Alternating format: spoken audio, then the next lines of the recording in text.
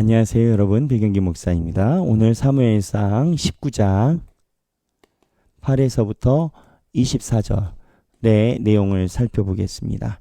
자, 여기 보면은 사무엘상 19장 8에서 24절에 보면 희한한 이야기가 있습니다. 8절에 전쟁이 다시 있으므로 블레셋 사람들과 싸워서 다윗이 크게 이깁니다. 블레셋과 전쟁이 있으면 다윗을 보내요. 사울은 그때마다 죽기를 원했겠죠. 근데 블레셋 사람들이 다윗과 전쟁에서 다 패하고 도망갑니다. 근데 사울이 악령이 사울에게 임해서 다윗을 죽이려고 해요. 그리고 단창 수금을 필 때 단창을 가지고 다윗을 죽이려고 시도를 해요. 그리고 미갈이 우상을 가져다가 미갈과 이미 결혼했죠. 미갈이 이 사건을 알고 다윗을 잡으러 온 사람들의 내용을 알고 다윗을 피신시켜요.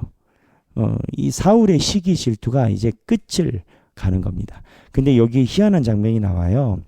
다윗이 도망하여 18절에 라마로 가서 사무엘에게 갔더니 사무엘을 만나러 갔다는 말이에요. 사무엘을 왜 만나러 갔겠어요? 사무엘이 기름 부었잖아요.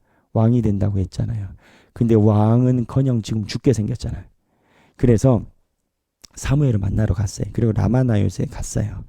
근데 이거를 알고 사울이 다윗을 잡으러 전령들을 보냅니다. 그랬더니 20절입니다. 선지자 무리가 예언하는 것과 사무엘이 그들의 선지자할 때 하나님의 영이 전령들에게 임함에 그들도 예언하고, 다른 전령 보내니까 또 예언하고, 세 번째 전령 보내니까 그들도 예언하고, 그리고 23절에 마지막으로 사울이 가니까 예언을 한다는 거예요.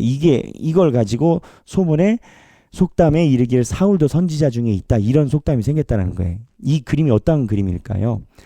이 예언이라는 게 우리 번역에는 예언이 하나로 나오지만은 예언이라는 것이 여기에 표현된 게 니베라는 한글말로 써드릴게요. 히브리 성경에 있는 니베라고 하고 하트 니베, 두 개의 용어로 다르게 사용합니다. 그러니까는 사울의 신하들이 선지자처럼 어떻게 영을 받아서 예언하게 된 이유가 뭐냐라는 거예요. 이 니베는 뭐냐면 정동된 예언입니다. 근데 하트 니베는 황홀경이에요. 그러니까는 하고 정신이 없는 거예요. 하지만 예언은, 정동된 예언은 선지자들과 예언자들이 정신이 온전합니다. 누가 봐도 온전한 상태에서 예언을 경험해요. 근데 이 황홀경이 있는 경우가 있어요. 그러면 사울의 종들은 왜 황홀경을 경험했나? 사울도 왜 황홀경을 경험했나? 이거는 하나님이 임재하시는, 하나님이 운행하시는 역사에서 네가 예배 중에, 기도 중에 네 마음속에 너도 모르는 무언가 황홀경이 있다면 하나님이 지금 운행하고 있는 역사에 대해서 순종하라라는 얘기예요. 사울은 선지자 무리에 있어서가 아니라 다윗을 죽이러 오니까 하나님이 황홀경을 준 겁니다. 그러니까 이 역설이 뭐냐? 여러분, 악의를 품고 있는 자도요, 하나님의 뜻을 알 수 있는 기회를 줘요. 예언 중에 섞여서 똑같은 사람이 되게 해요. 잠깐 되게 해요. 그러면 거기서 뭘 봐야 되냐면 하나님이 이끄시는 흐름을 봐야 돼. 하나님이 이끄시는 흐름에 내가 함께 해야 되겠다는 그 의지를 가져야 돼요. 무슨 얘기냐? 제 고백을 해요.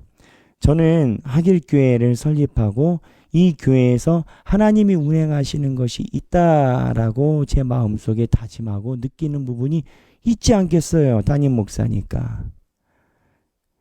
우리는 이 교회에서 일어나는 역사나 증거나 결과나 내 직위나 이곳에서 내 위치를 보는 것이 아니라 하나님이 가져가시는 이 흐름을 봐야 돼. 우리가 이 안에서 경험하는 것은 하나님이 운행하시는 흐름을 보기 위한 하나님의 시그널이지 이 황홀경이 전부가 아니라는 거예요. 사울이 자기의 신하들과 함께 황홀경을 4번이나 경험을 한 겁니다. 신하들 3번이고 본인 1번이니까. 그러면 본인이 다윗을 통해서 하나님이 이루어 가시는 역사의 흐름을 순복을 하고 순종을 했었어야 되는 거 아니겠어요? 근데 이거를 못한 거예요. 우리도 이거를 생각을 해야 돼요. 하나님의 교회를 섬긴다. 내가 어느 공동체로 부르심을 받았다. 하나님이 거기에서 나에게 주시는 무언가 기대치 못한 역사와 증거와 나의 소망과 비전에 대한 만족감이 있다.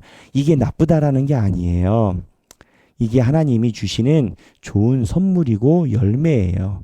그런데 열매를 보면 나무를 봐야 될 거 아니에요. 내가 이러한 하나님의 결과와 인도하심을 보게 되는 것은 하나님이 지금 이 역사의 이 시기에 하나님이 흘러가시고 하나님이 주도하고 계신 그 흐름을 볼 줄 알아요. 그래서 사울은 하나님 앞에서 황홀경을 경험했지만 하나님의 흐름 앞에 순복하지 않고 더 반항적으로 나가게 된 겁니다.